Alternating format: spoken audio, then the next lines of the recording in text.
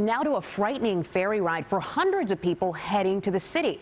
A Seastreak ferry ran aground minutes before docking. The ferry listing taking on water, passengers scrambling to escape, hitching a ride on fireboats to safety. The ferry was carrying 125 passengers and crew when it ran aground in Brooklyn.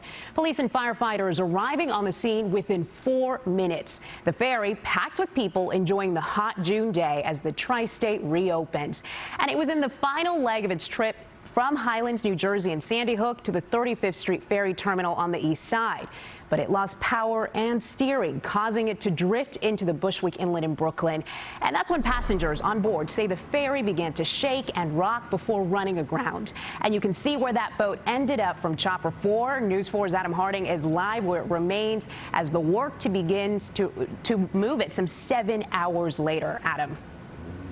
And it'll be a long night for crews behind us here. Gilma, that inlet now being blocked off with the gate behind us. You can see the flashing lights. Off in the distance behind that cruiser is the boat. Hard to see at this late hour.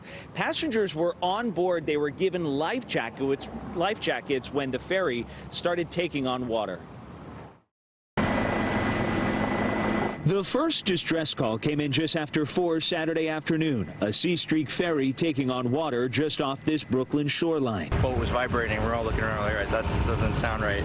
It just kept getting worse and worse until we were scraping against the side of the inlet. And all of a sudden scraped and ran aground. And we're like, wow, this is crazy. This is not right. 125 were riding the ferry, 118 passengers and 7 crew members. One crew member was taken to the hospital with non-life-threatening injuries, according to officials. It was our first ferry trip as a family, and I thought I'll never forget this trip. Jennifer YOON was with her husband and 1-year-old daughter. They were given life jackets as the boat began to tilt. At the time they were giving out the life vests, I was thinking, okay, if we have to go in the water, what are we going to do?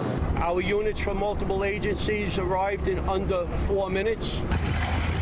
That fast response from the fire department, a relief for Jennifer and her family. They were quickly rescued off the boat. They're fine. She was so scared. The rescue part was the scariest part for her because we were in this kind of bucket 15 feet in the air being bounced around.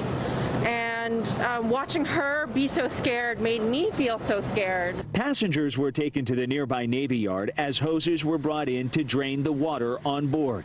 Seastreak says the ferry experienced a mechanical issue that caused the vessel to lose power and steering. The captain and crew were able to alert the passengers to be seated and hold on prior to the vessel going aground. I just try to remember these sorts of accidents are very, very rare, and hopefully we'll be on the ferry again, going to the beach again soon. Tonight, the Coast Guard's investigation continues. Gilma, it is not clear how long crews will be out here before this boat is moved from the inlet. We're live tonight in Brooklyn. I'm Adam Harding, News 4, New York.